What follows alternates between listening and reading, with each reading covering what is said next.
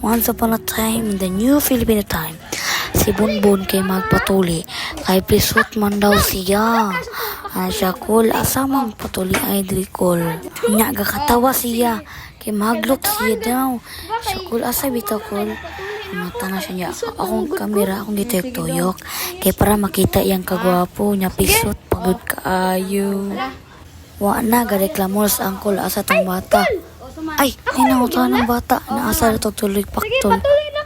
Ay, ikaw din ako, di ay. Magpatuloy daw siya. Gipaunta na siya sa ating tuloy na paktol na. Kalambarado nga, okay ra ka. Paningot lagi ka. Sige ra dong. Mga ni. Nandito na ang kanyang pagsubok. Ituloy na siya. Nagipakaon ako sa bayabas. Kasakit man daw kayo.